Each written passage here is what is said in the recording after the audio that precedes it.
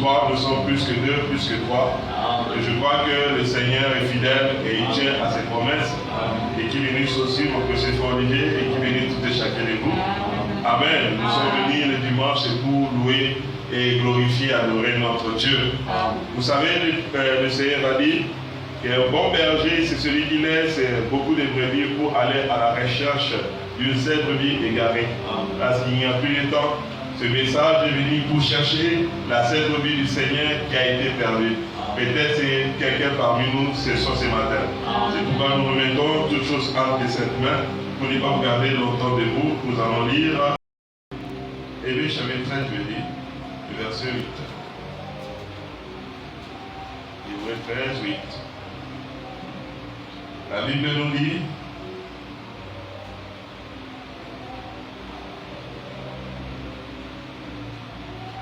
Hébreux 13, 8. Elle voit la page? Ok. Jésus-Christ est le même hier, aujourd'hui et éternellement. Qu'il puisse bénir la lecture de sa parole et de vous asseoir. Amen. J'espère que je vais prêcher aux gens qui aiment la parole de Dieu. Et ceux qui veulent prêcher un prédicateur, ce sont vos amis, votre attitude. Ne regarde pas ton voisin et qu'est-ce que les gens vont penser. Portez la parole de Dieu par Amen si cela vous bénit. Et nous croyons que Dieu agira et nous bénira ce soir. Vous savez, pour qu'un corps soit en bonne santé, le corps doit bien manger. Et manger de nourriture bio, non pas de la nourriture hybride. Ça, c'est le naturel. Et la personne qui se nourrit bien est aussi en bonne santé. Et c'est que notre âme aussi se nourrit, c'est de la parole de Dieu. Et si l'âme aussi se nourrit de la parole pure de Dieu qui vient de la Bible, cette âme aussi sera en bonne santé. La chair se nourrit de la nourriture physique, mais l'âme se nourrit de la nourriture spirituelle. C'est pourquoi Jésus expliqua à Satan, il dit qu'il est écrit aussi que l'homme ne vivra pas de pain seulement, mais l'homme vit de toute parole qui est sortie de la bouche de Dieu. Donc nous sommes venus ce soir, c'est pour nourrir notre âme, prendre soin de notre âme, afin que notre âme soit en bonne santé. Et comme vous avez vu ça, vous connaissez déjà les sujets, les thèmes plutôt, qui est Jésus-Christ est le même, hier, aujourd'hui et éternellement. Amen. C'est ça les thèmes que nous allons aborder ou traiter ce matin. Jésus-Christ est le même hier, aujourd'hui et éternellement. Je crois que tous les chrétiens, dans la majorité, connaissent ces versets par cœur. Hébreux 13, 8. Jésus-Christ est le même hier, aujourd'hui et éternellement. Amen. C'est très important. Maintenant, on ne peut pas avancer comme ça. Ça veut dire quoi en fait? Jésus-Christ est le même hier, aujourd'hui et éternellement. Nous allons d'abord toucher le premier point. C'est d'abord de savoir qui est Jésus. Parce que la Bible nous dit que Jésus-Christ est le même hier, aujourd'hui et éternellement. Mais qui est donc ce Jésus? Parce que si vous partez consulter les historiens, il vous dira que Jésus, c'est un juif qui a vécu jadis, il y a de cela 2000 ans, en Palestine, qui est aujourd'hui Israël. Vous voyez, c'est un homme de bien, d'autres l'appelaient prophète, et d'autres disent qu'il était mort à la croix, et qu'il est mort, et qu'il est ressuscité. Sa maman s'appelait Marie, et que selon la Bible, selon l'histoire, que cet enfant était né d'une naissance virginale, et ainsi de suite. Mais ici, la parole de Dieu nous dit que c'est Jésus-là, que les intellectuels peuvent le présenter juste de cette manière-là. Il est le même, hier, aujourd'hui et éternellement. Le même veut dire quoi? Veut dire qu'il est toujours présent, qu'il a toujours existé. Ce n'est pas quelque chose qui a le passé, le futur, il est présent. Le même veut dire je suis au temps présent. Et si vous partez dans le passé, il est toujours le même. Aujourd'hui, il reste le même. Éternellement, il sera le même. Mais qui est Jésus? Qui est ce Jésus? Est-ce que c'est Jésus-là que la science nous présente? Ou c'est Jésus-là que les musulmans nous présentent? en disant que c'est le fils de Marie, un simple prophète? Non, je ne pense pas. Prenons la Bible dans Matthieu chapitre 16. On va beaucoup lire aujourd'hui. Matthieu chapitre 16, verset 13. Matthieu chapitre 16, verset 13. Qui est Jésus? Aimez-vous savoir? Oui, il y a des gens qui l'ont déjà posé cette question, ou les gens qui le suivaient ne savaient pas exactement qui il était. Mais en réalité, ils savaient. Ils savaient que c'est un juif, un parmi nous, et c'est un maître spirituel et guide, ou un pasteur que nous suivons. Maintenant, écoutez, Jésus posait cette question à ses disciples.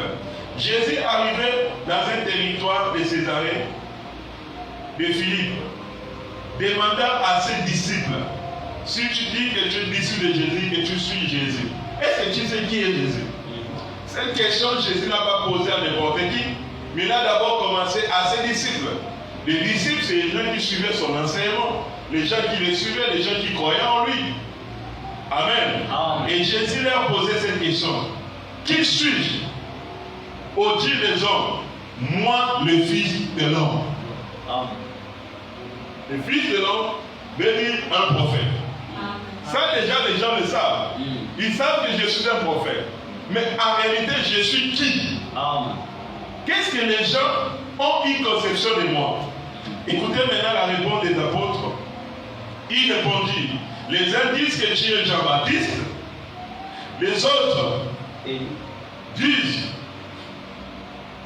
que tu es Élie, les autres disent que tu es Jérémie, ou l'un des prophètes. Donc, les gens suivaient Jésus. Ils croyaient qu'il était prophète, mais ils n'avaient pas une révélation claire et nette de la personne de Jésus. Donc, tu peux être disciple de Jésus, né même dans une famille où on vous dit que Jésus, mais tu ne connais pas Jésus. Je donne un exemple simple. Quelqu'un peut dire qui me connaît, parce que je suis là en train de prêcher. Mais en réalité, vous ne me connaissez pas. Celui qui me connaît, c'est celui qui rentre dans l'intimité avec moi, où on a passé le temps à discuter en ce moment, me connaître qui je suis réellement. Managir, est-ce que je suis un homme colérique? Est-ce que je suis un homme commun? Est-ce que c'est quelqu'un qu'on peut faire confiance? C'est ça, le vrai moi. Le vrai moi, c'est man entier. Ce n'est pas mes silhouettes, ni mon apparence, ni ma photo. Parce qu'il y a des gens aujourd'hui même, trouvent des maris sur Internet, ils voient juste une photo, ils disent qu'ils le connaissent. Tu ne connais pas la personne. Il faut communier avec la personne, rentrer en contact avec la personne et que la personne puisse se révéler à toi. En ce moment, tu auras la connaissance de ce qu'il est exactement. Amen. Les autres disent que tu es prophète, les autres disent ainsi de suite. Et verset 15, et vous, leur dit-il, que dites-vous que je suis? Il a dit là, c'est les gens du dehors, les païens. Pour eux, ils disent que je suis Jérémie, Élie, l'un des prophètes. Bon, là, c'est une chose quand même plus loin. Mais vous qui êtes plus proche de moi, vous qui m'écoutez chaque fois que je prêche, vous qui voyez les miracles et les prodiges que j'accomplis, vous maintenant, qui je suis? Amen. Quelle est la conclusion que vous tirez de ce que je suis? Simon Pierre répondit, tu es le Christ, le Fils du Dieu vivant. Acclamons très fort notre. Qui est Jésus? Jésus est le Christ, le Fils du Dieu vivant. Ça c'est fort. Et Jésus tressaillit de joie. Le verset 17, Jésus, reprenant la parole, dit, tu es heureux, Simon, fils de Jonas, car ce ne sont pas la chair et le sang qui t'ont révélé ces choses, mais c'est mon Père qui est dans le ciel qui t'a révélé ces choses. Donc là, Jésus nous met encore une autre équation. Pierre a résolu, mais ce n'est pas encore clair. Parce que la réponse c'est que Jésus est le Christ. Qui est Christ? Amen. Amen. Qui est Christ? Colossiens. Colossiens chapitre 2.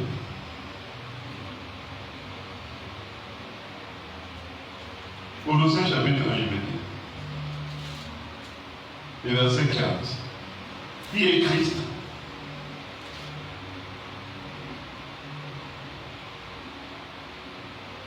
La Bible dit,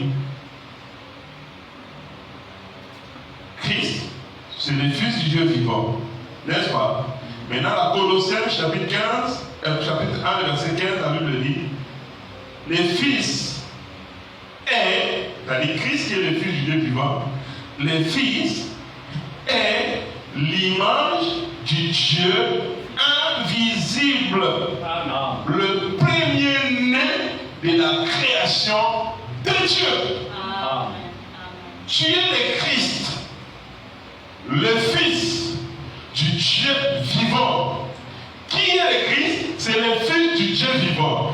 Qui est le Fils du Dieu vivant? Le Fils du Dieu vivant est l'image du Dieu invisible. Ah bon? Ça veut dire que Dieu est invisible? Bien sûr. Invisible, ça veut dire quoi? Ce qui est invisible, on ne le voit pas et on ne le verra jamais.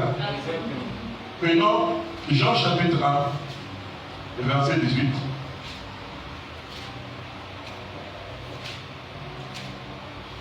Et c'est Dieu, l'invisible. Et ce matin, dis-toi que Dieu vient regarder à l'invisible. Jean chapitre 1, verset 18. La Bible dit, personne n'a jamais vu Dieu. C'est fort, hein? Personne n'a jamais vu Dieu.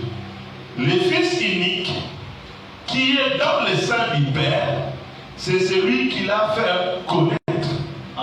Donc le Fils unique qui est dans le sein du Père est appelé Christ. Christ veut dire quelqu'un qui est oint. Oint par qui? Par Dieu. Pourquoi personne n'a jamais vu Dieu? Si vous lisez dans Jean chapitre 4, verset 24, Jésus a dit que Dieu est esprit. Le Dieu qui était esprit, le Dieu qui est esprit pour le Père, qu'on ne peut pas voir, avant le commencement de toutes choses, il n'avait pas de forme. Il remplissait toute l'éternité.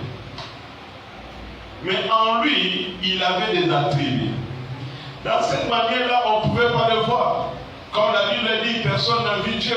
Si aujourd'hui je te donne un appareil photo, je te dis, il faut me filmer l'éternité, tu vas filmer quel côté? Parce que ça n'a ni début, ça n'a ni fin. C'est de manière infinie. Et là, c'est Dieu. Et de cette manière, on ne peut pas l'étudier, on ne peut pas le comprendre. Maintenant, Dieu, qu'est-ce qui s'est passé? Il a créé la première création de Dieu, c'est Dieu lui-même. Il s'est exprimé. Parce qu'ici, il avait en lui la pensée de se manifester pour que ses créations connaissent qui il est. Parce que dans le temps infini, les gens n'allaient pas le voir. Personne n'a jamais vu Dieu. Mais c'est le Fils unique qui est sorti de l'éternité. Amen. C'est lui qui l'a fait connaître. Donc Christ, c'est celui qui était sorti de l'éternité. C'était un corps, mais un corps spirituel, qu'on appelle la parole de Dieu. Amen. Amen. La parole, c'est un corps. La parole, c'est une personne. La parole, c'est un nom. Vous pouvez le voir dans Apocalypse chapitre 19. Il est monté sur un cheval blanc. Il a sur lui une ceinture et les noms sont écrits. Le roi des rois, le Seigneur des seigneurs. Il a un nom mystère et son nom s'appelle la parole de Dieu. Amen. Donc la parole, c'est un nom. Avant que Dieu commence, ici c'est l'éternité et ici c'est le commencement. C'est où maintenant on dit au commencement, la première chose que Dieu a manifestée, c'était sa parole. Amen. Et quand on vous attendez la parole de Dieu, ce n'est pas de la manière des hommes, de la manière qu'on parle. La parole de Dieu, c'est une personne. Et la personne là, c'était le Fils de Dieu, qui veut dire le corps dans lequel Dieu devait se manifester. Amen. Et c'est comme lorsque ça s'est manifesté, on appelle ça la théophanie ou encore parole. C'est où maintenant, ça nous rejoint ici, Jean chapitre le verset 1. La Bible dit, au commencement était la parole. Amen. Maintenant, qu'est-ce qui était avant le commencement? C'était Dieu. Avant le commencement, c'était la pensée. C'était Dieu, l'invisible. Tout ce que j'ai voulu, c'est une pensée. Mais si je ne l'ai pas exprimé, vous n'allez pas connaître ce qu'il y a en moi. Donc, Dieu était d'abord une pensée. S'il n'était pas exprimé, on n'allait jamais connaître qui est Dieu. Mais vous voyez maintenant, avant le commencement, c'était Dieu qui s'appelait Ela, Elohim. Ça veut dire que c'est lui qui existe par lui-même, qui vit par lui-même, qui est suffisant par lui-même. Il n'a ni commencement et il n'a ni fin. Amen. Vous voyez? Maintenant, de lui est sortie une partie de lui-même. Sa première création. L'image de Dieu invisible. Par là maintenant, le Dieu qui était invisible est devenu visible. Mais avec une précision. Cette visibilité-là, ce n'est pas encore physique. Pour voir cet être, la parole, on le voit dans la dimension spirituelle, qu'on appelle ça la dimension des visions. Donc ici, c'est le surnaturel qui est au-dessus, c'est ce qui est au-dessus de tout. Et ici, dans cette dimension du commencement, où se trouvent même les anges, c'est une dimension qu'on appelle ça la dimension des visions. Donc, le premier qui s'est manifesté, c'est quoi? C'était la parole. La parole, c'est ce qu'on appelle le Fils de Dieu. Amen. Ça ne veut pas dire que Dieu est allé avec une femme pour avoir un fils. C'était dans l'âme spirituelle. Un fils, c'est celui qui est sorti d'eux. Donc, la parole était sortie de Dieu au commencement. C'est ce qu'on appelle ça le Fils de Dieu. Et cette parole-là était maintenant une représentation de l'Éternel. Et c'est cette parole avait la forme d'un anneau ou une lumière qu'on appelle la colonne de feu. C'est pourquoi Dieu réprimandait les anciens d'Israël lorsqu'ils s'opposaient à Moïse. Il leur dit, si quelqu'un parmi vous est un prophète, c'est par les songes et les visions nocturnes que je lui parle. Mais tel n'est pas le cas avec mon serviteur Moïse. Lui à qui je lui parle de bouche dans la bouche, lui à qui il voit l'un des représentations de l'Éternel. Donc la représentation que Moïse voyait, c'était ça le feu qu'on appelle la colonne de feu, qu'on appelle Christ. Ou l'onction. Amen. Lorsque Moïse a vu cela, il dit Moïse, ôte le soulier à tes pieds, car l'endroit où tu te tiens est saint. Là, Exode chapitre 3. Et Moïse a dit, mais qui es-tu? Il dit, je suis le Dieu de tes pères, le Dieu d'Abraham, d'Isaac et de Jacob. La Bible dit que Moïse put peur de ce qu'il va voir Dieu. Et il couvrit son visage pour ne pas voir Dieu. Vous voyez? Mais plus tard, le même Moïse dit encore à Dieu, mais Seigneur, laisse-moi non pas voir Dieu, mais je vais voir ta gloire. Et Dieu dit à Moïse, personne ne peut le voir et vivre. Moïse voyait Dieu, qui est la colonne de feu, mais la gloire de Dieu le Père, lui, Moïse, ne pouvait pas le voir et personne ne peut voir cela. Et Dieu dit à Moïse, mais je te ferai grâce, je vais passer et tu me verras. Et quand lorsque Dieu est passé, c'était un homme. Moïse a vu son derrière et il ressemblait à celui d'un homme parce que Dieu a la parole à la forme d'un homme. Nous sommes créés à son image et à sa ressemblance. Et quand Moïse a vu cela, le prophète nous dit, en réalité, Moïse n'avait pas toujours vu Dieu. Il avait toujours un corps ou une image de Dieu, une représentation de Dieu, mais Dieu le Père, on ne le voit pas. Maintenant, Jésus, qui es-tu? Le Père avait un nom mystère qu'il avait caché depuis toujours. Ce nom-là contient 5 lettres. Ça s'appelle Jésus. Jésus n'est pas le nom du Fils. Jésus, c'est le nom de Dieu, mais humain. Parce que Dieu, dans son projet, dès le commencement, il s'est manifesté ici dans le monde spirituel en forme de vision qu'on appelle Christ, la colonne de feu, l'ange de l'Éternel, l'homme du Seigneur, et ainsi de suite. Vous voyez, ce sont les appellations qu'il a eues. Et il a beaucoup de titres. Mais Dieu, dans son plan, il voulait devenir image. C'est-à-dire, c'est fait chair, devenir un homme. Amen. Vous voyez, lorsqu'il était infini, il s'appelait El Elohim. Lorsqu'il a pris la forme de la parole, il s'appelle Jéhovah. Lorsqu'il est devenu un homme, il doit de nouveau prendre un nouveau nom. Et ce nom a été annoncé par l'ange Gabriel à Marie, que tu mettras au monde un enfant, mais tu lui donneras le nom de Jésus. Le nom de Jésus n'est pas un nom on peut blaguer avec. Le nom de Jésus, c'est le nom de Dieu lui-même. C'est pourquoi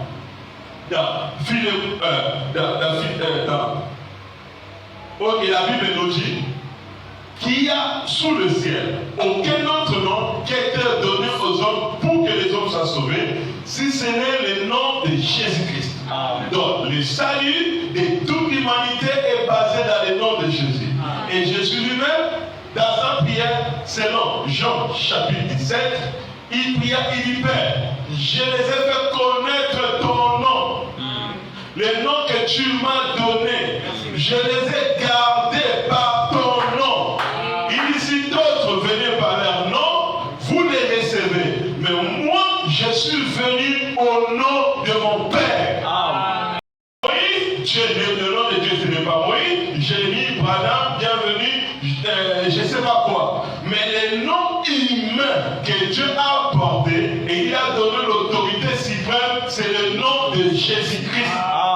Parce que Jésus-Christ, c'est le nom du Père, mais c'est son nom humain. Son nom surnaturel est Elohim, mais lorsqu'il est devenu la parole, il est le nom du Seigneur, il s'appelle Jéhovah Dieu, mais quand il s'est fait homme, il a porté un nom qui a été donné à qui tout genou, Amen, fléchisse dans le ciel et sur la terre. Et toute langue confesse que Jésus-Christ est Seigneur à la gloire du Père. Amen. Merci, monsieur. Amen. Amen. Donc le nom de Jésus, c'est le nom mystère que Dieu avait gardé et il devait le révéler à son temps. Vous allez remarquer que Christ, plusieurs personnes l'ont rencontré, comme Moïse devant le buisson ardent. Et quand Moïse l'a vu, il savait que ça c'est le Dieu de mes pères, le Dieu d'Abraham, d'Isaac et d'Israël. Amen. Mais il a dit, je vais aller vers ce peuple. Ils me poseront, mais qui t'a envoyé? Quel est son nom? Alléluia. Et Elohim, il dit, ou l'homme du Seigneur Christ dit à Moïse, allez leur dire que Jésus t'a envoyé. Le même, celui qui est toujours présent. Allez leur dire que Jésus t'a envoyé. Jésus, c'est lui qui suit. C'est là mon nom. Amen. Alléluia. Le Jésus, celui qui suit, c'est ce qui est traduit par les traducteurs de la Bible par Jéhovah. Amen. Jésus, celui qui suit, toujours présent. Le même hier, aujourd'hui, éternellement. Moïse avait reçu la révélation du nom de Dieu, mais il n'a pas reçu la révélation du nom de Dieu pour la rédemption. Or, tous les noms spirituels de Dieu est condensé dans les noms de Jésus. Pour le salut, pour la révélation, pour la délivrance, pour la bénédiction, pour toutes choses, les noms qui est efficace, c'est le nom du Seigneur Jésus-Christ. Merci.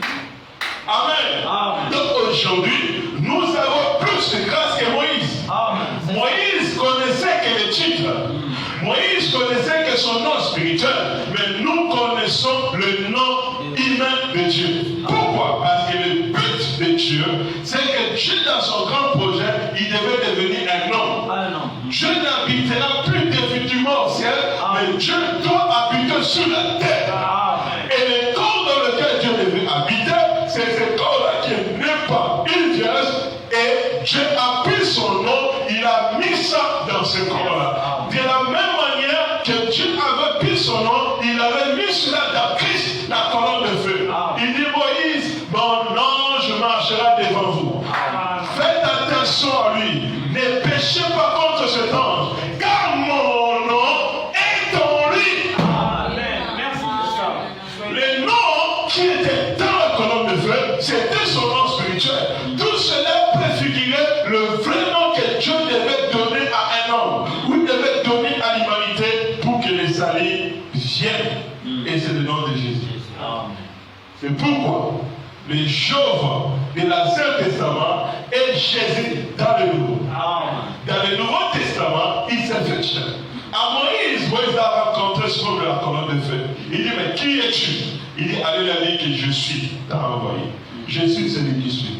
Mais quand Paul, dans Actes chapitre 9, rencontra la même lumière que Moïse sur le chemin de Damas, Paul savait, selon les enseignements de Gamaliel, que Dieu d'Israël, c'est Christ. Et il se manifeste sous forme de la lumière. Et lorsque Paul a vu cette lumière le frapper, Paul est tombé. Il a crié, mais qui es-tu, Seigneur?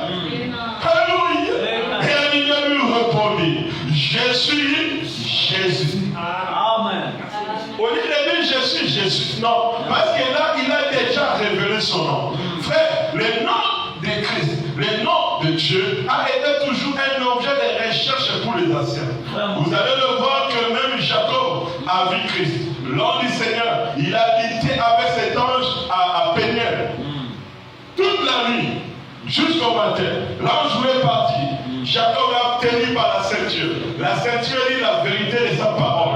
Un véritable croyant, c'est celui qui prend Dieu au mot. Celui qui reste avec ce que Dieu a dit. Ça va ou ça ne va pas, tout ce que les hommes disent, c'est un mensonge, mais c'est la parole de Dieu et la vérité. Et la parole de Dieu, c'est ça la faiblesse de Dieu. Parce qu'une chose que Dieu ne peut pas faire, c'est de mentir et de jouer. Il est tenu par la ceinture. Il dit, tu ne dois pas partir. Dieu dit, laisse-moi partir le matin, c'est l'heure. Il a dit, si tu ne me bénis pas. Alléluia. Je ne partirai pas, je ne te laisserai pas partir. Le monde entier verra visiblement les dieux d'Israël. Je vais te retenir ici par témoin. Une foi audacieuse peut retenir Dieu. Tu parles de sa parole. Parce que la faiblesse de l'époux, c'est son épouse qui connaît cela. Et nous connaissons la parole de Dieu. Nous connaissons les promesses de Dieu. Et si ce matin, tu veux que ta vie soit changée, lui dis, Seigneur, j'avais promis que tu donneras le Saint-Esprit. Le Saint-Esprit qui est la puissance de la transformation. Alléluia. Et Seigneur, je sens ta présence. Je crois que je ne te laisserai pas sortir. Le soleil que tu me visites, je ne te laisserai pas sortir. Le soleil que tu me bénisses. Seigneur, je suis fatigué. Je suis fatigué par ce vie du péché. Je veux être un vrai chrétien. Père à Dieu. Mais ma vie, je n'arrive pas, Seigneur. Je suis un menteur. Naquis dans mes péchés. Venons au monde disant les mensonges. Mais Seigneur, une occasion m'est donnée de me retrouver dans ta présence. Je ne vais pas te laisser partir. Amen. Et Dieu lui demanda, quel est ton nom? Je sais déjà tout. Mais des fois, Dieu parle, il sait tout, mais il veut que nous puissions lui dire notre besoin. Si nous n'exprimons pas ce que nous voulons, que Dieu fasse pour nous, il ne le verra pas. C'est ça. Jacob a dit, je m'appelle Jacob. Veut dire un supplantateur, un menteur. Dieu dit désormais, tu s'appelleras plus Jacob, mais tu t'appelleras un prince avec Dieu. Alléluia! Parce que tu as lutté avec Dieu et tu as vaincu. Oui, on peut vaincre Dieu si on reste derrière la parole de Dieu. Si on reste fidèle à ce que Dieu a dit, vous aurez toujours raison. Parce que Dieu ne ment jamais. Bien dit, ok, je cherche ton nom, mais laisse-moi partir. Jacob a dit non. Dieu dit, mais je t'ai déjà béni, qu'est-ce que tu veux? Jacob a dit non. Dis-moi ton nom. Alléluia. Mais Jacob lui connaissait que par ce titre. Il savait que c'est Jéhovah. Il savait que c'est l'homme de l'Éternel. Il savait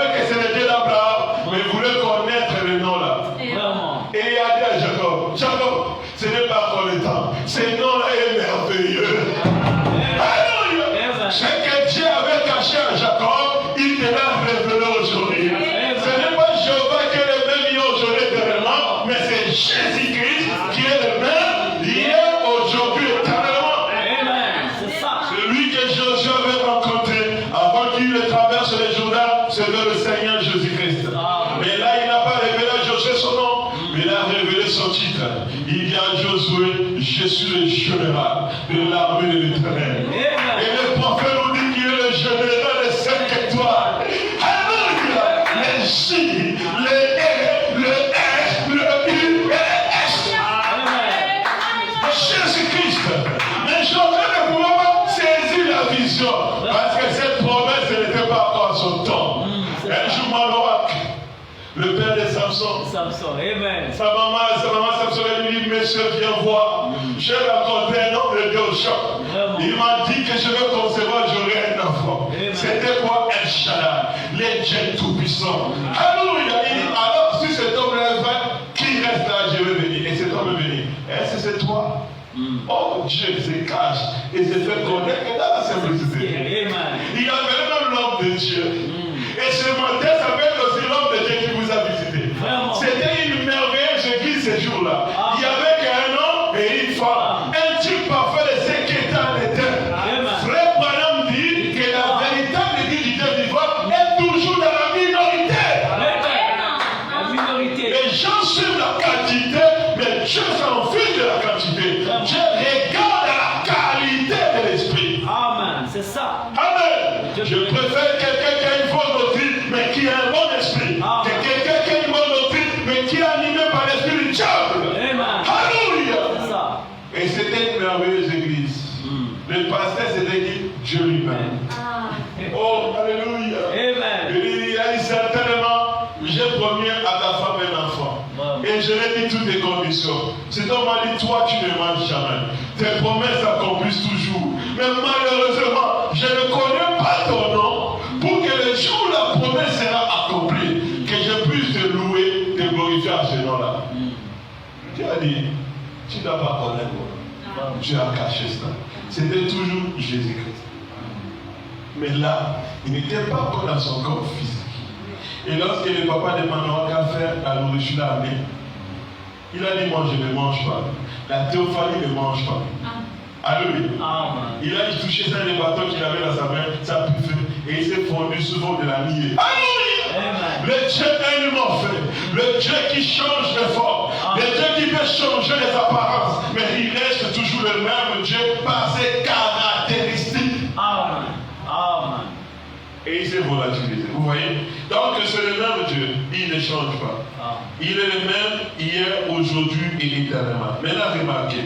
Dans Jean, chapitre 14, le verset 8 à 9. Ce Dieu-là, même les apôtres voulaient de nouveau le voir. Amen. Jean 14. Verset 8 à 9.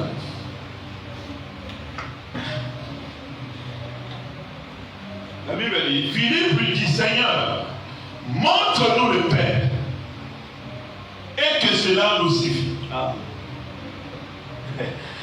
Jésus lui dit, il y a longtemps que je suis avec vous. Dieu se cache et se révèle dans la simplicité. Donc le Père est avec nous, oui. Selon la promesse, dans Ésaïe chapitre 9, le verset 5 à 6, la Bible dit qu'un enfant nous est né, un fils nous est donné, à qui toute domination se reposera sur son épaule. On l'appellera admirable, conseiller, Dieu puissant, prince de paix et paix éternelle. Un enfant père, oui. William Branham dit, moi, je suis né Branham. Mais lui, il est né Christ. La vie qui coulait en Jésus, Branham dit, c'était la vie Zoé. C'était la vie éternelle. C'était la vie de Dieu lui-même. Il était né Christ. Il est le chemin, la vérité, la vie. Il dit, pourquoi veux-tu voir le Père? Depuis longtemps que je suis avec vous, tu ne m'as pas encore connu Philippe. Celui qui m'a vu a vu le Père. Pourquoi dis-tu montre-nous le Père? Ne crois-tu pas que je suis dans le Père et que le Père est en moi et que les paroles que je vous dis, je ne les dis pas de moi-même, mais le Père qui demeure en moi, celui qui fait ses œuvres. Amen.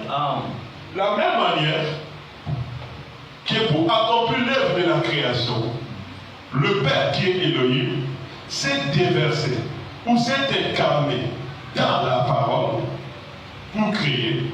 De la même manière que quand Christ est venu, avant de commencer à accomplir le miracle et d'entrer dans son ministère, le Père de nouveau devait descendre. Cette fois-ci, c'est Christ.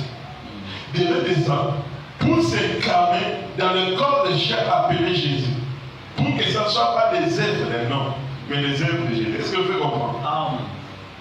Le Père. Amen. Amen. Le Saint-Esprit. Et Jésus, le Fils de Dieu. La finalité. Maintenant, qu'est-ce qui s'est passé? Quand le Père s'est condensé dans ce corps, la parole, et à ce moment, on a dit que c'est par la parole que toute chose a été créée. Tout a été créé par lui et pour lui. C'est pourquoi vous pouvez avoir la parole, c'est bien. Mais si la parole n'est pas accompagnée par l'esprit, cela n'amènera pas la création. Cela n'amènera pas les résultats. Il y avait la parole ici au commencement. Et la parole était avec Dieu. Mais la parole devait devenir Dieu. Comment? La parole et l'esprit devaient s'unir. Aujourd'hui, pour manifester Jésus-Christ qui est le même hier, aujourd'hui, éternellement, nous devons avoir ces deux derniers. La parole et l'esprit. Amen. Donc, si nous avons seulement la parole, nous sommes que des théologiens. Mais nous devons aussi chercher à avoir l'esprit, car les deux vont ensemble. Amen. Amen. Donc, dans Colossiens chapitre 1, verset 15, la Bible dit que cette parole, Christ, est l'image maintenant du Dieu invisible. Et il soutient toutes choses par sa parole puissante. Et c'est par lui que toutes choses ont été créées dans le ciel et sur la terre. Amen. Et même sous la terre. Donc, Christ est sorti de Dieu et Dieu s'est incarné. Donc, le Fils de Dieu n'est rien d'autre chose que le corps. Et Dieu est l'Esprit qui anime ce corps-là. C'est pourquoi il est fort comme un. Donc, Jésus-Christ est le même hier, aujourd'hui et éternellement. Il n'y a pas de Dieu. Les gens qui vont dire non, il y a des dieux, il est fils de Dieu, il est petit. Non, il n'y a qu'un seul Dieu. Prenons Ésaïe. Ésaïe chapitre 44. Amen. Amen. Ésaïe chapitre 44. Vous êtes heureux de connaître ces choses. Amen. Amen. Peut-être ceux qui me suivent aussi sur la ligne, en direct, vous êtes heureux de connaître ces choses. Amen. Que Dieu vous bénisse. Verset 6, la Bible dit: ainsi parle l'Éternel, le roi d'Israël, son rédempteur. Alléluia. Amen. Un rédempteur, c'est celui de Jésus, celui notre par rédempteur. Mais ici, Ésaïe a déjà parlé que le Dieu d'Israël, il est le rédempteur d'Israël.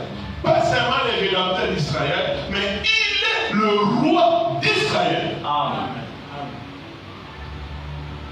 Amen. Amen. Comment il nous a rachetés? Comment la rédemption s'est faite? La rédemption s'est faite au Calvaire. Lorsque Jésus est mort à la croix. Maintenant, remarquez, lorsqu'on a crucifié Jésus, on l'a pendu à la croix, il a payé le prix, il a accompli l'œuvre de la rédemption. Pilate qui était là, il a ordonné, comme écrit en latin, en grec et en hébreu, que celui-ci est Jésus, le roi d'Israël. Amen. Et quand on a écrit ça, on allait suspendre ainsi la croix de notre Seigneur. Les Juifs qui connaissaient cette écriture sont allés voir Pilate pour lui enlève cette écriture-là. En faisant ça, vous tu dis qu'il est notre Dieu. Parce que le roi d'Israël, son rédempteur, c'est Dieu lui-même. Il faut enlever, ou soit tu écris que Celui qui dit qu'il est le roi d'Israël, tu l'as dit. Vous avez beaucoup demandé, j'ai exécuté. Mais pour ce qui est de ça, je ne vais plus enlever. Car ce qui est écrit est déjà écrit. Est-ce que quelqu'un peut dire amen? Ce qui est écrit est écrit. Si Dieu ordonne par l'inspiration et qu'une vérité soit écrite, personne ne peut le faire. Oui, il est le roi d'Israël. Donc, le roi d'Israël qui est Jéhovah et le roi d'Israël qui est Jésus. Remarquez, lorsqu'il rentrait à Jérusalem, il est monté sur un âne, le petit d'une ânesse. Et lorsqu'il rentrait à Jérusalem, c'était pour accomplir une prophétie. Réjouis-toi, Jérusalem, fille de Sion. Voici ton époux vient, ton roi. Il est assis sur un âne, la petite d'une ânesse. Alléluia.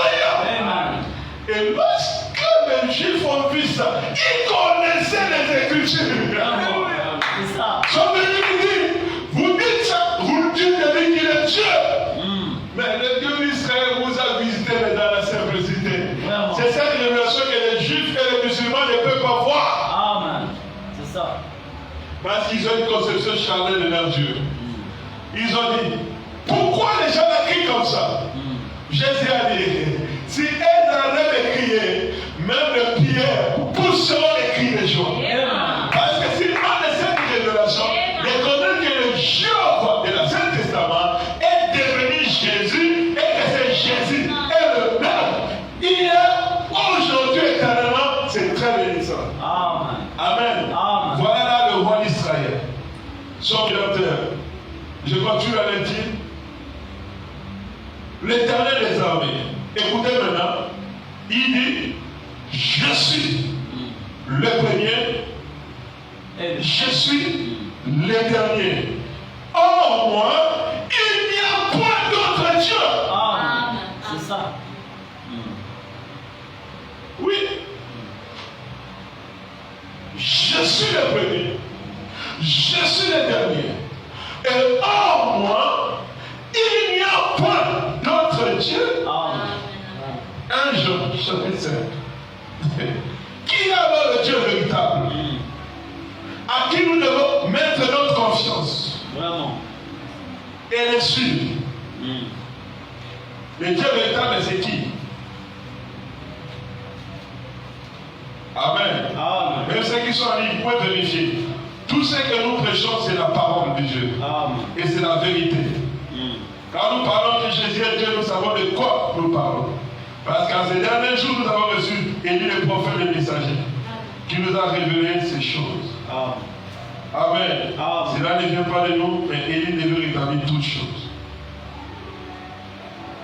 1 Jean.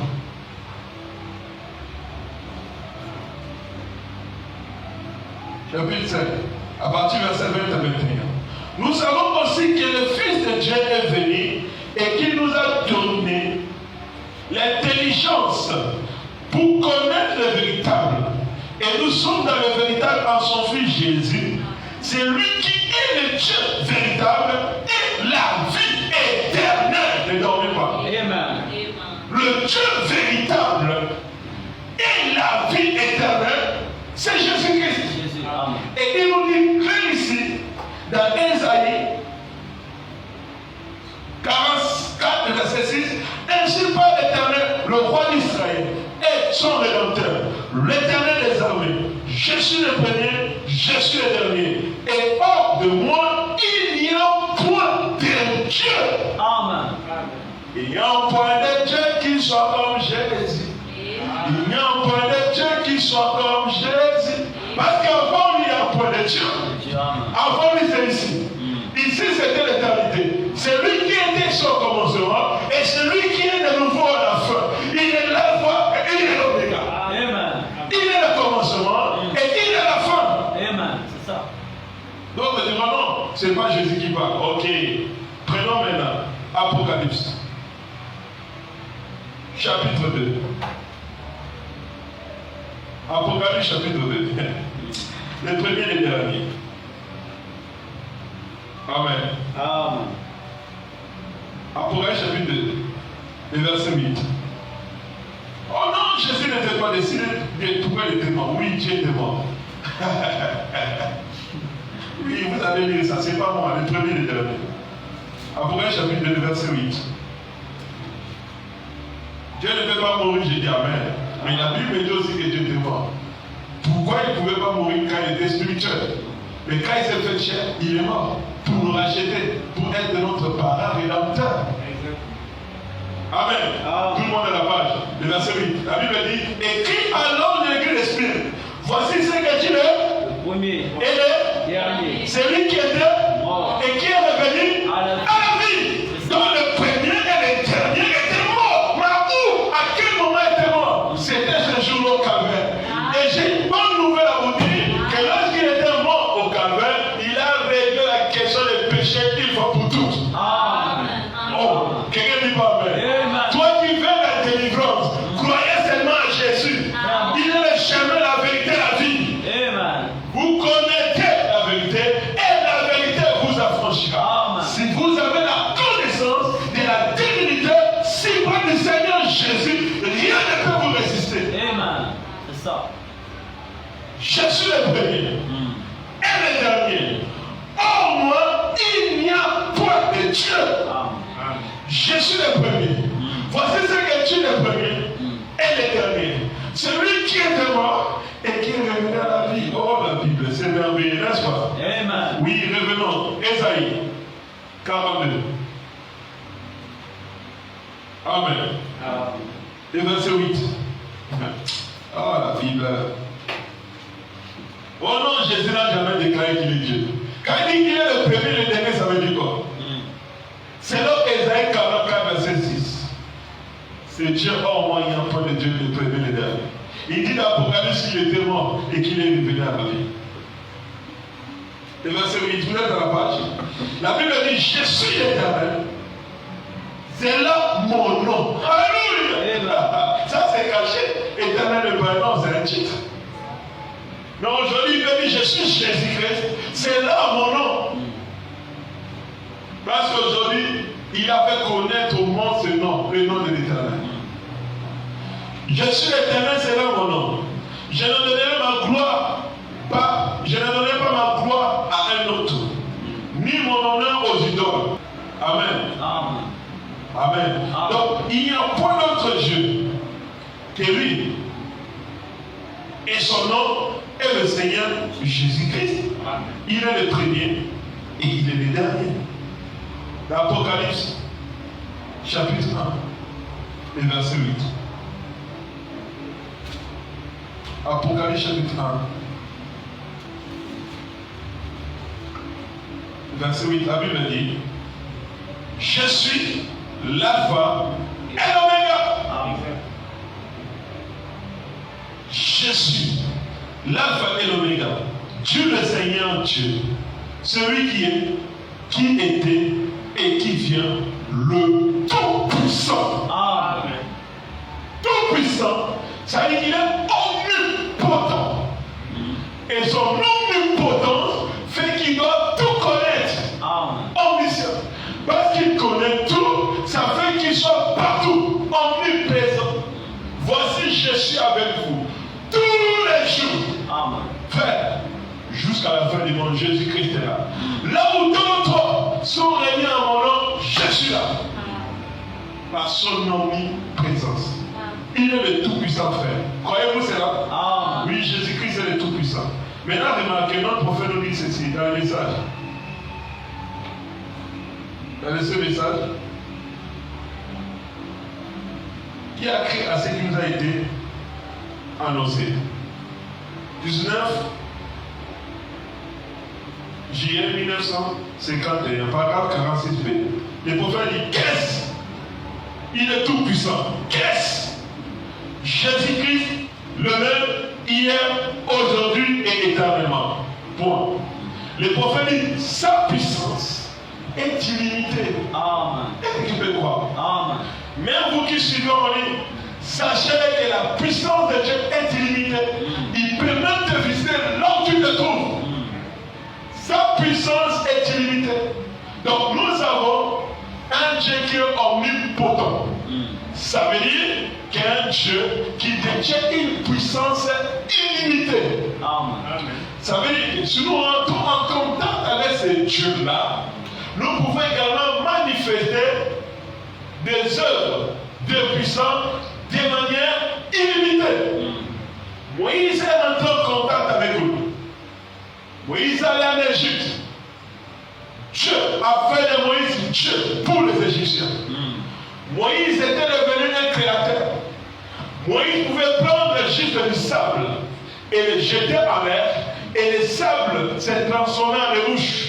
Voilà, c'était quoi? C'était là la création. C'était là la parole de Dieu qui sortait de la bouche de Dieu. Moïse devant la mer rouge, il pouvait parler, et la mer rouge cédait. Le passage de la fin d'Israël, c'est toi dans les frères. Ça, ce sont des œuvres de puissance incontestables. Pourquoi? Parce que Moïse était en contact avec ses dieux. Alléluia! Et que Dieu, Jésus-Christ, Jéhovah Dieu, il a dit à Moïse, va, je serai avec toi. Et c'est Jésus-Christ est le même hier, ce matin ici et éternellement. Il a promis également qu'il sera avec nous. Et je crois qu'il est avec nous. Et s'il est avec nous, nous détenons une puissance illimitée. Si tu n'es pas rentrer en contact avec Jésus-Christ, il est temps pour toi de rentrer en contact avec lui. Il y a un scientifique appelé Albert Einstein. Il a dit qu'il y a un centre quelque part dans l'univers. Si l'humanité arrive à rentrer en contact avec ce centre, l'humanité peut créer un nouveau monde. Créer tout ce qu'il veut. Et voilà, vous voyez, il a dit certainement la vérité, mais il avait une application charnelle. Ce centre-là, c'est le Seigneur Jésus-Christ. Ce centre-là, c'est Christ. Quand tu rentres en contact avec lui, il dit que les œuvres que je fais, vous les ferez aussi, et vous les ferez le plus grand. C'est toujours le même Jésus, hier, aujourd'hui avec toi, et éternellement. Voilà, il détient une puissance illimitée. Mais tu diras, j'ai un Dieu comme ça, mais je suis pauvre. J'ai un Dieu comme ça, je suis encore lié. J'ai un Dieu comme ça, je suis encore malade. J'ai un Dieu qui est puissant comme ça. Mais pourquoi les choses ne marchent pas? Voilà la réponse. Le prophète dit, la puissance est limitée. Elle est limitée. La puissance de Dieu est limitée. Mais la puissance de Dieu, elle est maintenant limitée à votre foi. Amen. Amen. La puissance de Dieu est infinie. C'est comme avec les grades. Supposons que ça c'est la puissance de Dieu de manière infinie. Il y a maintenant des degrés. Et ces degrés-là n'ont pas de fin. Maintenant, votre foi dépend de la degré que vous avez. Si vous êtes vraiment en degré 1, vous manifesterez aussi peu la puissance de Dieu. Si vous avez sur une degré 1000, vous manifestez aussi la puissance de Dieu à 1000 fois. Est-ce que vous faites comprendre? Donc la puissance de Dieu, elle est illimitée, mais elle est limitée si base de votre foi. Qu'est-ce que la foi? La foi, c'est la révélation. La révélation de quoi? La révélation de la parole de Dieu qui est Jésus-Christ. De quoi Jésus-Christ est capable. C'est ça. Si vous limitez Jésus-Christ, le fait seulement de venir vous imposer les mains pour votre guérison. Vous recevez aussi votre guérison seulement par l'imposition des mains.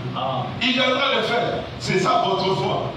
Mais il y avait un homme, appelé Châtelain, qui n'était pas juif, mais qui avait la révélation de qui était Jésus. Amen. Son serviteur était malade. Il a dit aux gens, allez appeler Jésus qui vient.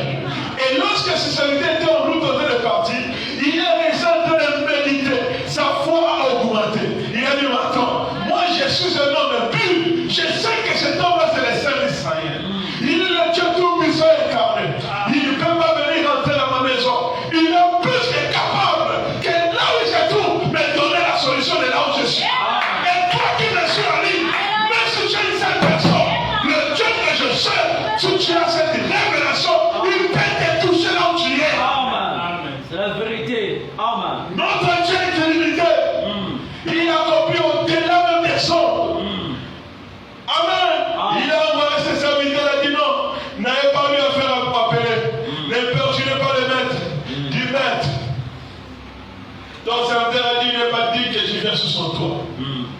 Mais il sait que lui sur cette terre, il est un général. Il a des gens qui sont sous son ordre. S'il commande, les gens lui obéissent. S'il dit une chose, les gens exécutent. Mais toi, tu es plus que ça. Tu es le Dieu tout-puissant. Amen. Ne sois pas distrait. Tu es le Dieu tout-puissant. Rien n'est impossible à toi. Tu seulement un mot. Vraiment. Alléluia. Et mon serviteur sera guéri. Parce qu'il sait que Jésus, il est le Dieu de la création. Il est celui qui crée à partir de rien. Il est celui qui crée juste en prononçant la parole. Amen. C'est ça. Il n'y a eu pas de sensation. Il n'y a eu pas de parole. Il y avait quelqu'un qui a roulé par terre. Quand Jésus a entendu cela, il a dit voilà cet homme que je cherche. Je n'ai jamais vu une telle foi en Israël. Une foi qui peut pousser Dieu à déployer sa puissance de manière illimitée. Ne limitons pas Dieu.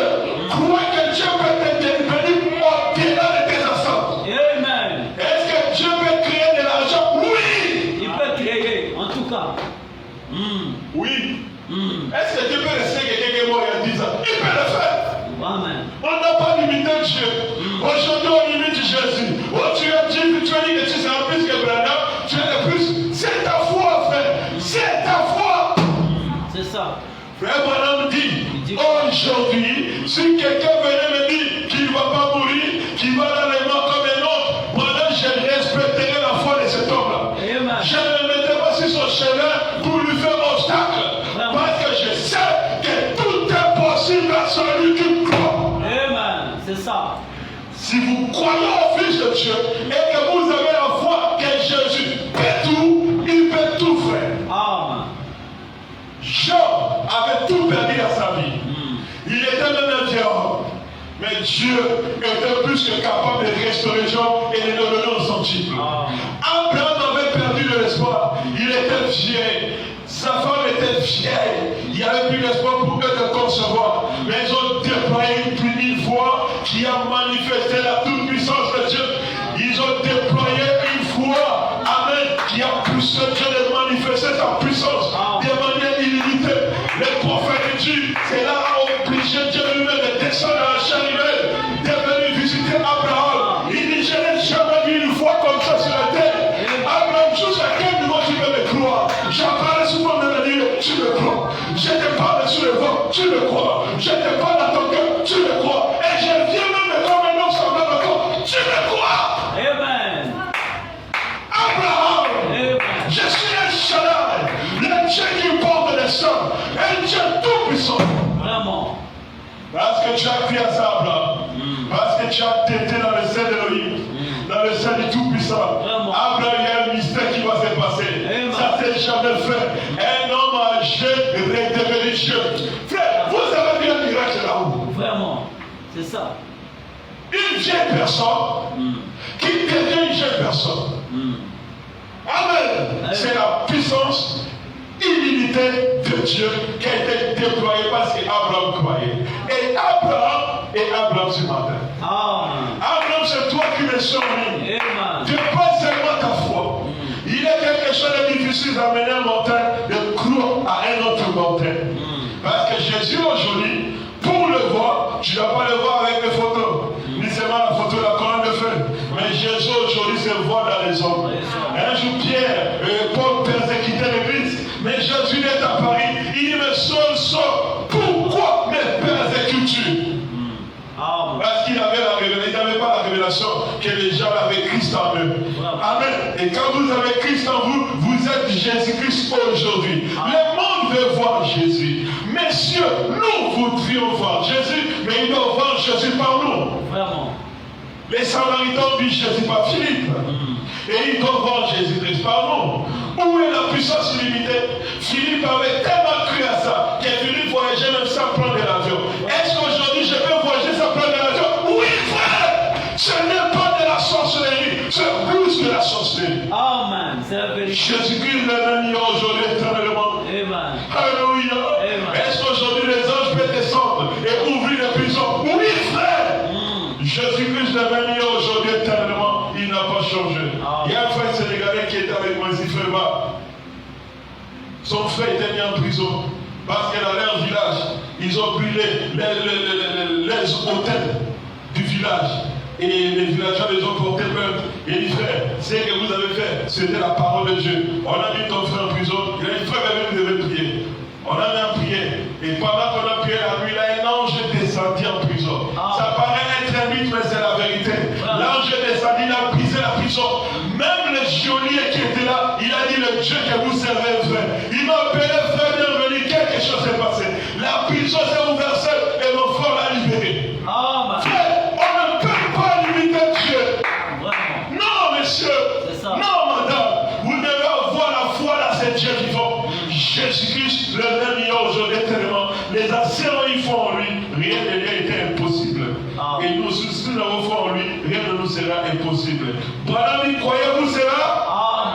C'est confirmé parmi des milliers de fois, des milliers de gens qui croient à Dieu omnipotent, qui croient à Dieu tout-puissant. Dans le message, le seul vrai église du Dieu vivant, vendredi 27 juillet 1951, paragraphe 80, le prophète dit. Et puis, les Écritures déclarent que Jésus-Christ est le même hier, aujourd'hui et éternellement. Et il a dit, et voyons donc, si c'est vrai, puis il a dit, encore un peu de temps, le monde ne me verra plus. Amen. Et puis après le temps, le monde ne me verra plus. C'est l'ordre du monde. Amen. Le jour tel qu'il se présente aujourd'hui. Le monde qui ne verra plus, c'est l'ordre du monde. Les païens. Amen. Ils ne verront plus. Parce que son être physique, ne veut comment? Parce que son être physique a été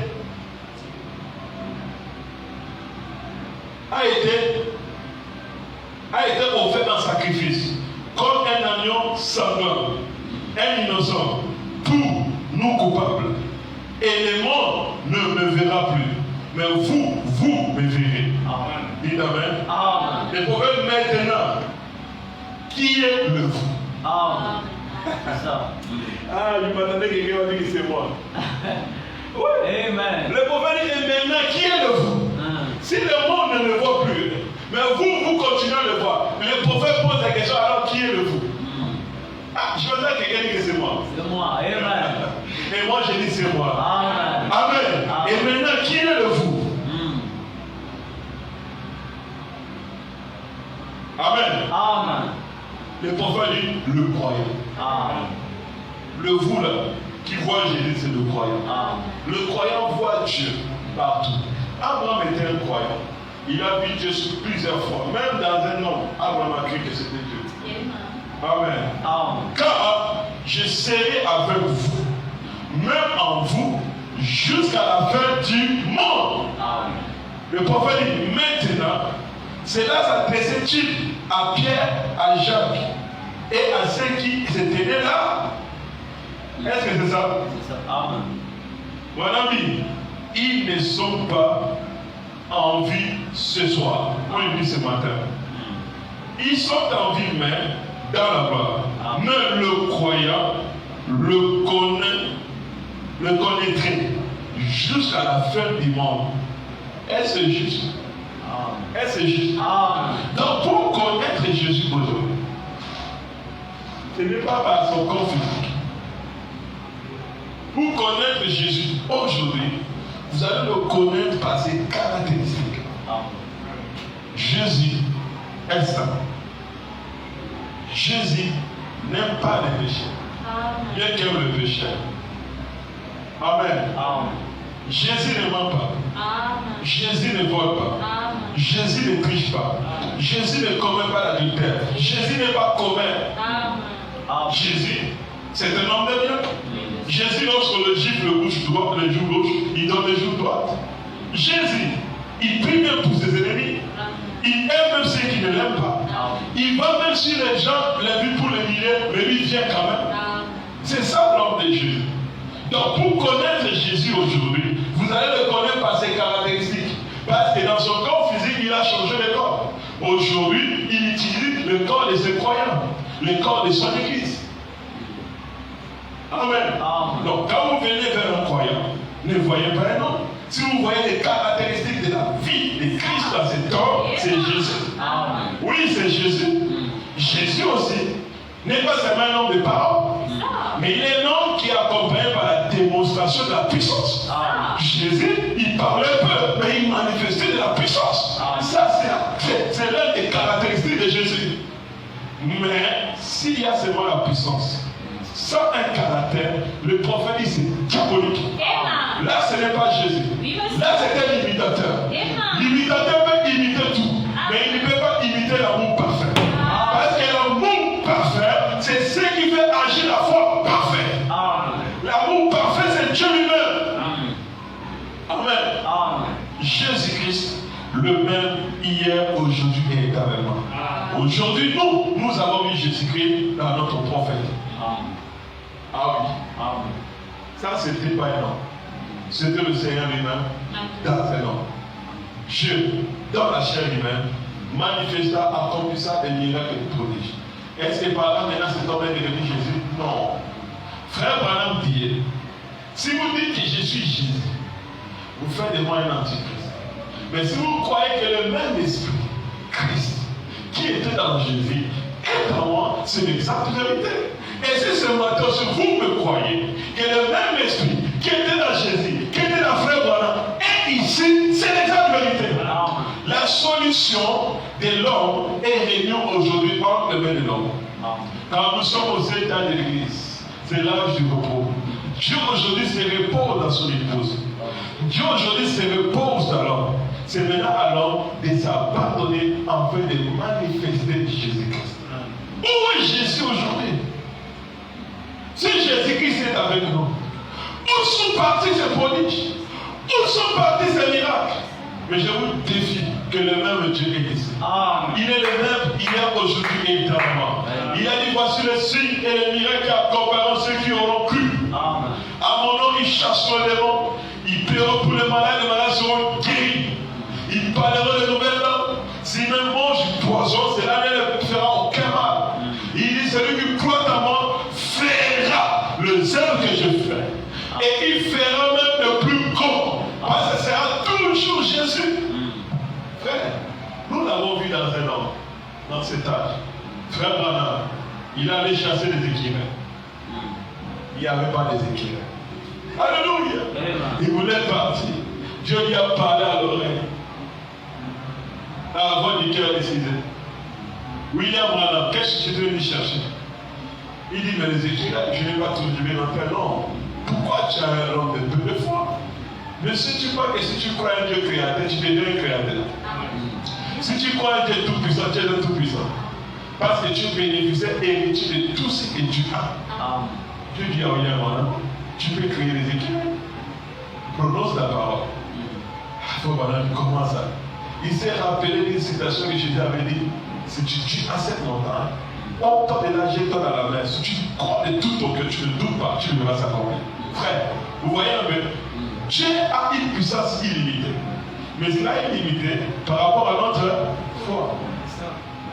Et la foi, c'est la révélation que vous avez.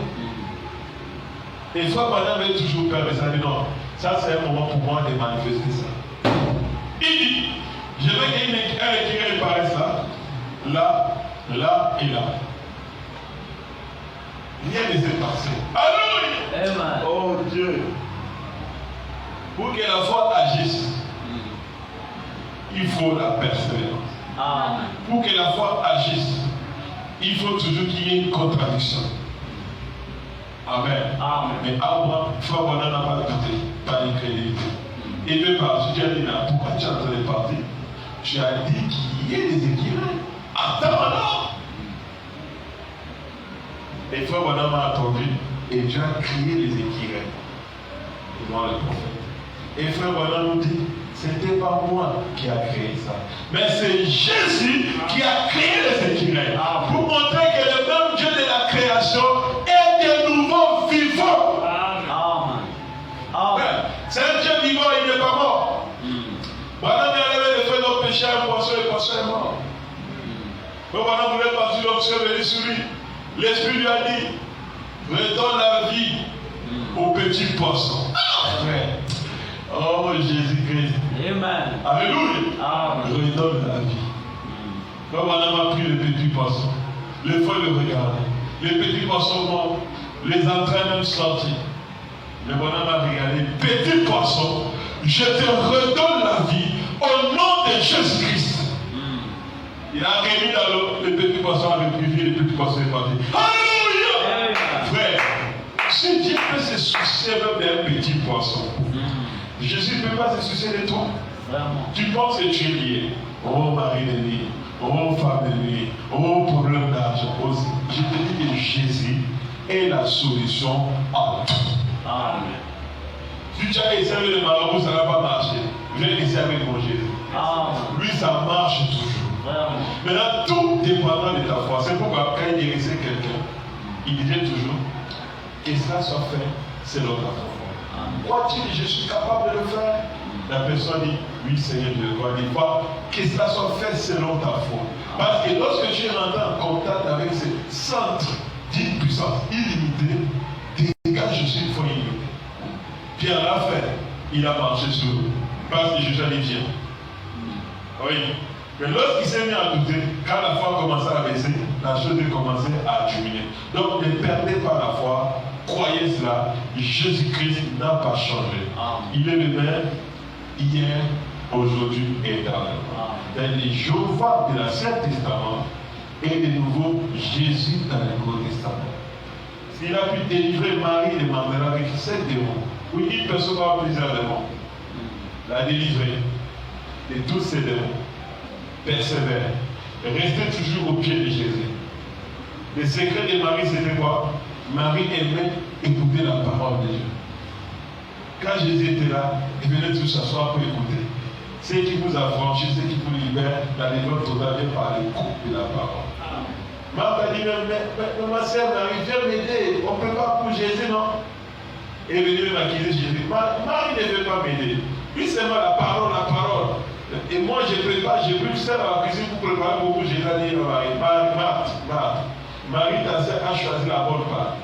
Ce que toi tu as choisi passera. Et ce que Marie a choisi, cela ne passera pas. La parole de Dieu ne passera jamais. La parole de Dieu aura toujours raison. Aujourd'hui, si tu combats la parole de Dieu, la parole de Dieu te combattra. Donc si aujourd'hui tu prends position pour la parole de Dieu, la parole de Dieu prendra position pour toi. Peu importe les difficultés dans la vie, ne rejetez pas la parole. Parce que Jésus-Christ est le même hier, aujourd'hui et éternellement. S'il n'a pas abandonné Abraham, s'il n'a pas abandonné les apôtres, ni les prophètes, il ne peut pas l'abandonner. S'il a béni Abraham, il a béni Isaac, il a béni Israël, il a béni les apôtres, oh, il a béni William Branham, il peut te bénir. S'il a donné les mariages, il va te donner. Il est le même en puissance. Il est le même en action. Il est le même en nature. Il n'a pas changé. Si lui aussi n'a pas jugé la femme prostituée, il ne te juge pas. D'autres attendent, il va nous cogner là-dedans. Tu connais déjà la vérité. Vis la parole parce que tu aimes Jésus. Est-ce que tu aimes Jésus ici? Tu aimes Jésus le sang? Oui. Pourquoi tu t'habilles correctement? C'est parce que je veux m'habiller comme Jésus aime. Une femme s'habillera selon le goût de son mari. Penses-tu vraiment que Jésus aimera la manière que les femmes s'habillent aujourd'hui? Non. Pense-tu que si Jésus était une femme aujourd'hui, allait s'habiller comme les femmes s'habillent aujourd'hui? Non. Et là, nous chantons, nous voulons être comme Jésus. Pourquoi ne pas être comme Jésus? Ce n'est pas possible, c'est difficile. Non. Tout est possible à celui qui croit. Je te défie, toi qui es en ligne. Si tu crois, Dieu peut changer ta vie. Si tu crois, Dieu peut transformer ta vie. Si tu crois, Dieu peut te visiter. Si tu crois, Dieu peut ôter ce cœur de pierre et te donner un cœur de chair. Si tu crois, Dieu peut te donner un esprit nouveau. Et si tu crois, il peut te baptiser de ton esprit. Oui, monsieur, oui, madame. Tu es plus que capable. Rien ne lui est impossible. C'est ça. Dieu te bénisse. Il est le même en transformation. Le diable est fort, mais lui transforme. Peu importe à quel niveau, dans le péché dans lequel le diable est plongé,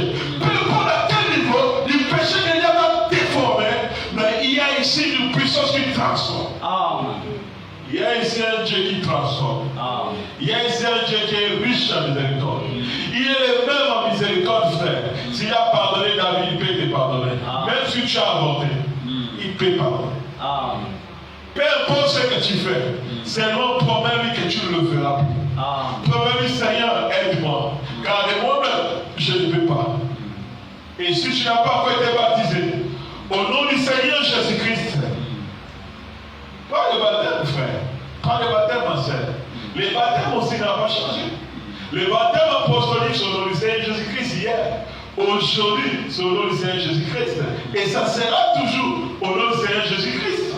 Il est le même hier, aujourd'hui, éternellement. N'allez pas prier au nom de Branham, non. Les apôtres hier ont prié au nom de Jésus. Aujourd'hui, Branham a prié au nom de Jésus. Si elle a devant, on priera au nom de Jésus. Il n'y a pas de Dieu. On ne peut le changer à rien. Il est le Dieu de ma vie. Il est vivant. Est-ce que croyez-vous cela?